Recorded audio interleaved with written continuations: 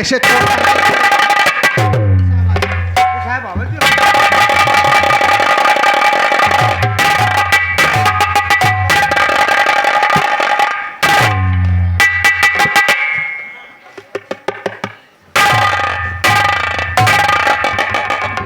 लाला, हाँ ठाकुर साहब बोलिए। हम तुमसे कुछ जरूरी सलाह करने के लिए आए हैं। हाँ हाँ पहले हमारी बातों को सुनो, हाँ फिर सोच समझ कर जवाब देना। ठीक है। सुनो मेरी बात। तो लाला जी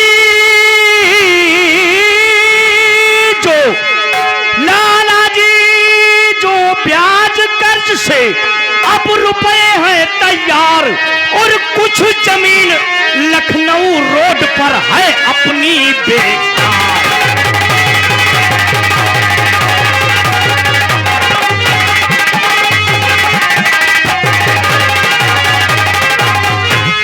जमीन बेकार पड़ी जो अब पैरी कटिंग करवा दो। जमीन बेकार पड़ी जो अब पैरी कटिंग करवा दो और मेरी इच्छा है उस पर मुर्गी फार्म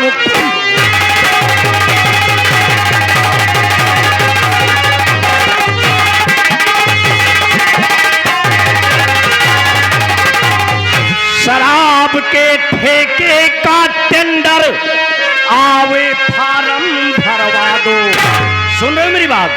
शराब के ठेके का टेंडर आवे फार्म भरवा दो और कुछ जमीन जो पूरब में ऊंची अब 10 मजदूर लगू।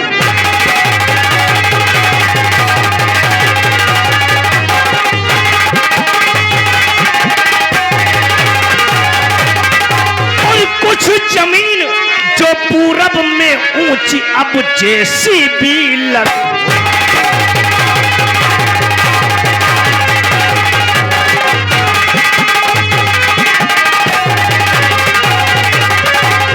चलो न इसमें अरसा अब हो नोटों की बरसा।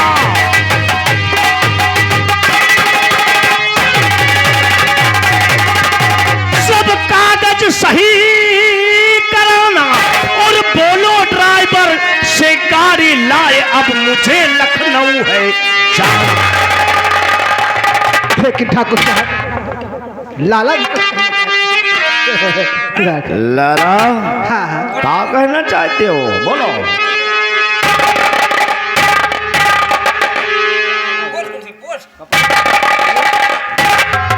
दो घंटे से शेखर गाड़ी अब लिए खड़ा तैयार अतई जीप पर रख दिए ऐ मेरे।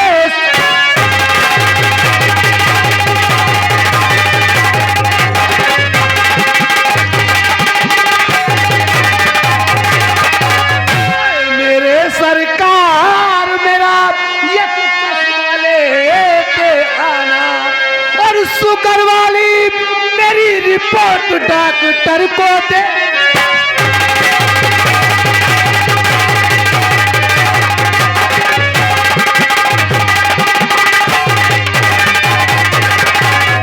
शुगर वाली अब मेरी रिपोर्ट डॉक्टर को दे।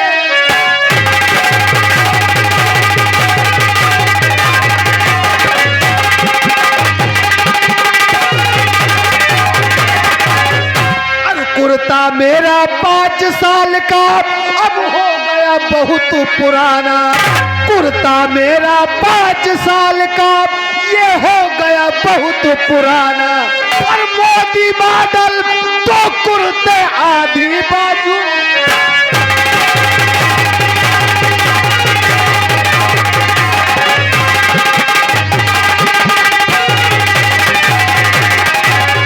मोदी मॉडल अब तो कुर्ते आधी बाजू।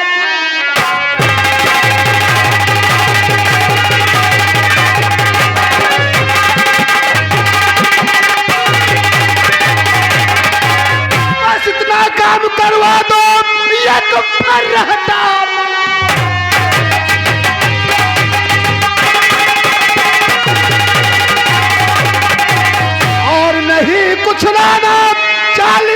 रुपये वाला एक गौशाले 40-50 रुपये का। लाला, हाँ ठाकुर साहब, जब कभी हम लखनऊ के लिए तैयार होते हैं तो मेरा कुछ न कुछ घटा ही रहता है। आप लखनऊ जा, हमरा खास आदमी, इसलिए तुम्हारी हर ख्वाहिश पूरी होगी। हाँ हमें भरोसा है ठाकुर साहब। बाबू साहब, छोटी मुँह बड़ी बात, हमारी खातिर चप्पल लेता है, चप्पल। लाला, ठाकुर साहब, अभी पिछले महीने इसके लिए चप्पल मंगवाए गए थे, कितने के थे? लखानी के लाए थे 75 रुपये यानी 150 रुपये। ओ लाला, 30-40 रुपए कमाने वाले आदमी को 150, 200, 250 की चप्पल पहनाओगे तब तो हो गई उसकी जिंदगी। अरे इसके बच्चे भूखे मर जाएंगे, भीख मांगेंगे कटोरा लेकर जमीन पर। हमने सोचा मजबूत निकलेंगे, चलेंगे। लाला, हाँ जब किसी पर मेहरबान हो तो उसे मत देखो, हाँ, ये मत देखो किस दिशा में है, हाँ। उसकी दशा देखो, किस दशा में वो जीवन बसर करता है। और हाँ, काम करने में तो ये दोनों बहुत ढिलो हैं, बहुत कामचोर हैं। और हाँ, अगर तुम्हें कुछ चाहिए तो हमारी बात कान खोल कर सुनो बेटा। अरे तो ही कहावत हुई, करम कमाही कर गहे कि कंचन बरसे नीर, माथे तोरे लिखे दलिद्दर बूंद न पड़े शरीर। अरे कुछ करके खाना सीखो, जीवन में कभी किसी पर बोझ नहीं बनना चाहिए। और हाँ लाला, अब की बारिश के लिए टायर के चप्पल बनवाना जरूर, ताकि तेरे पैर घिस जाए लेकिन चप्पल न घिसे। लाला। जब तक लखनऊ से वापस ना लौटें, हाँ? सभी किसानों के यहाँ वसूली के लिए बराबर जाते रहना। बराबर जाते हैं, कोई दे या ना दे लेकिन उन पर दहशत बनाकर रखना जरूरी है। हमारे बुजुर्ग कहा करते थे, जो डर गया समझो मर गया। जब तक हमरा दहशत इन पर है, हाँ। एक किसान अपनी मनमानी नहीं करेंगे, इसलिए इन पर दहशत बनाकर रखना। दब दबा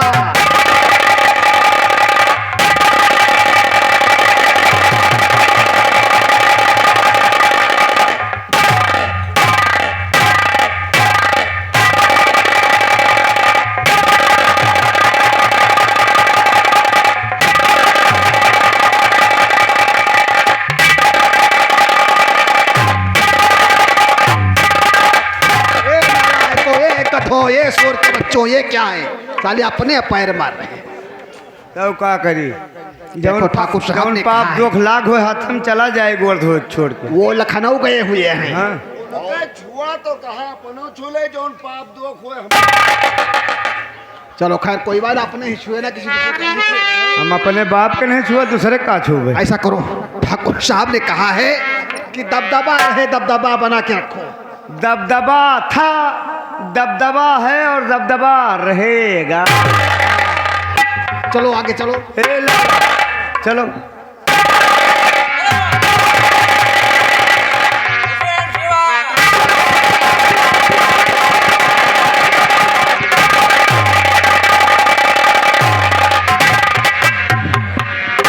बेटा शिवा, मैंने अपने बेटे शिवा को बहुत समझाया कि बेटा हम सबको छोड़कर परदेश मत जाओ, लेकिन मेरा बेटा परदेश जाने के लिए जिद कर रहा है। तो ही मेरे बेटे को समझा दे कि मेरा बेटा परदेश ना जाए, उसके बिना मैं कैसे रह पाऊंगा और वो हमारे बिना कैसे रह पाएगा। चाचा जान, उसे क्या समझाऊं? वो तो खुद ही समझदार है। वो शहर कमाने के लिए इसलिए जा रहा है ताकि बहन राधा की आंखों का ऑपरेशन हो सके और मुन्ने की पढ़ाई हो सके,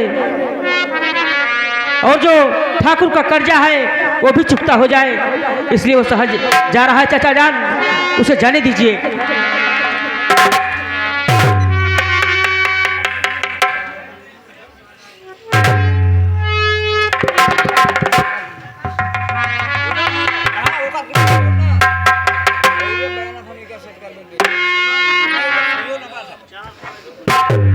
बेटा शिवा, आज पहली बार हम सबको छोड़कर परदेश जा रहे हो।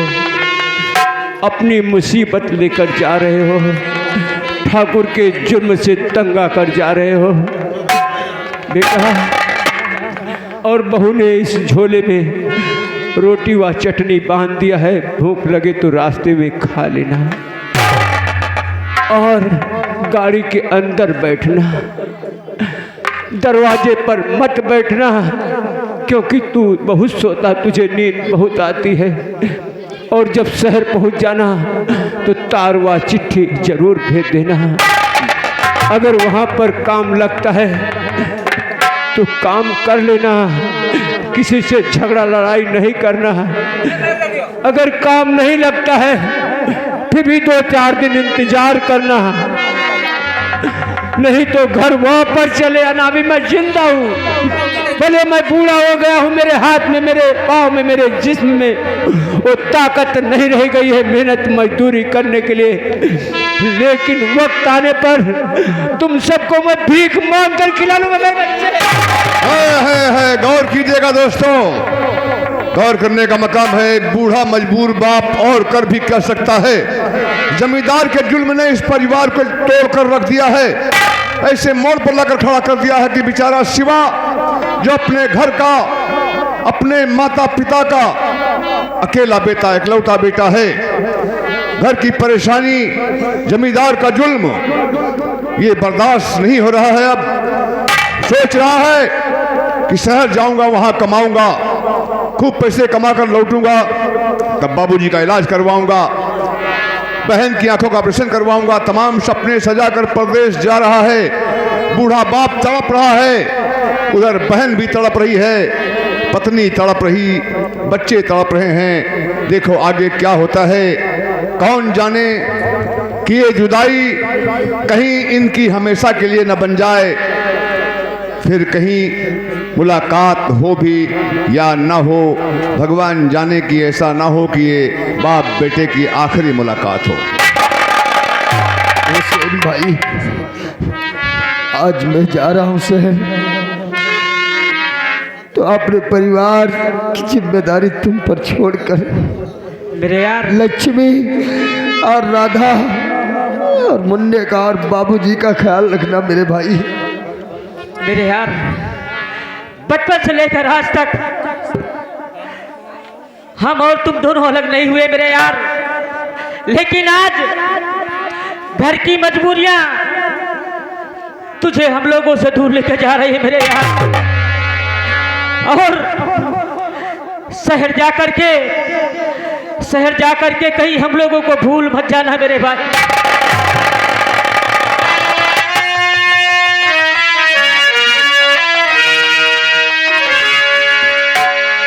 हमको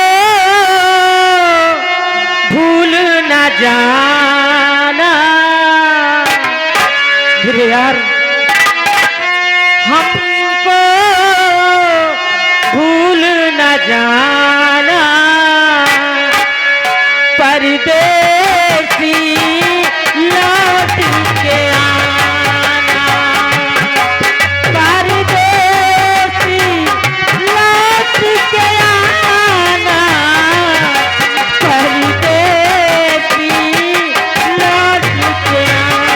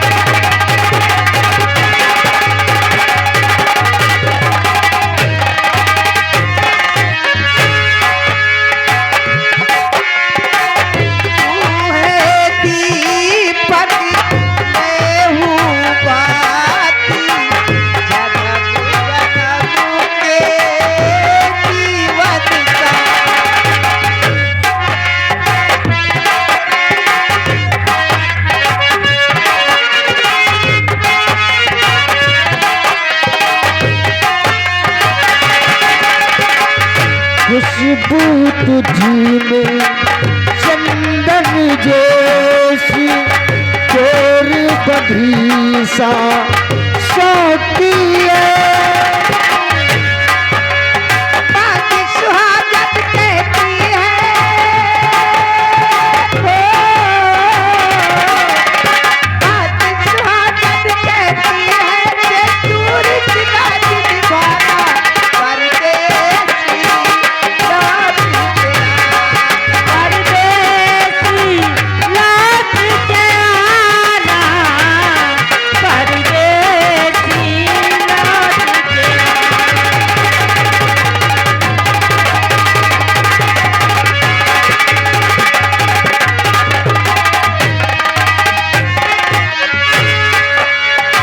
बेटा शिवा, तेरी माँ ने मरते वक्त मुझसे यही कहा था कि शिवा के बाबू,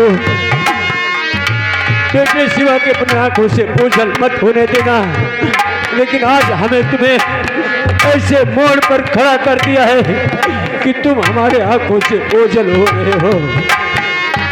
मेरे बुढ़ापे का तू सहारा, मुझको है तू जान से प्यारा।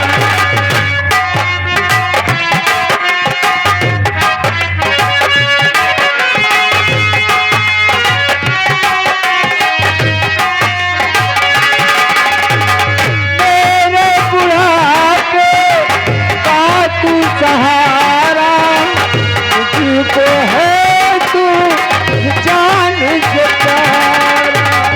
दुनिया भर की खुशी लुटाऊं इन चरणों में उम्र। कभी गिरे तो लाठी मेरी पढ़कर उसे उठाना, परदेस लौट के आना।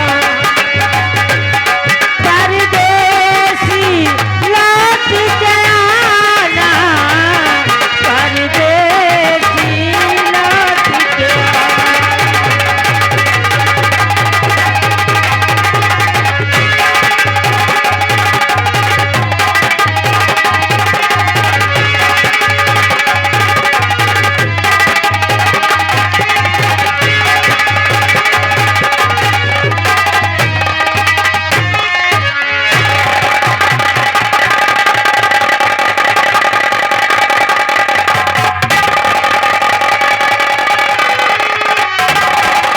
पूरा परिवार लौट के आने की इंतजार कर रहा है। देखो शिवा की किस्मत शिवा को कहाँ ले जाती है, किस मोड़ पर, और क्या होता है ये आगे देखते रहिए।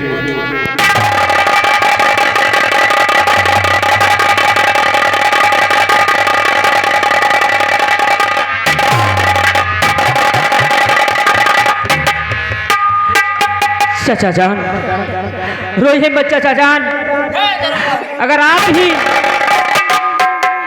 ही इस तरह से अपना धैर्य खो देंगे तो इन बच्चों को कौन देखेगा? बेटा हुसैन, तुम ठीक कह रहे हो। आज मेरा बेटा शिवा परदेश जा रहा है तो ठाकुर धनंजय सिंह के जुर्म से तंग आकर जा रहा, वरना मेरा बेटा हम सबको छोड़कर परदेश न चाहता। भगवान तुमसे यही विनती है बार बार कि मेरे बेटे को साकुशल मेरे घर वापस लेकर आना, और मुझे कुछ नहीं चाहिए भगवान, कुछ नहीं।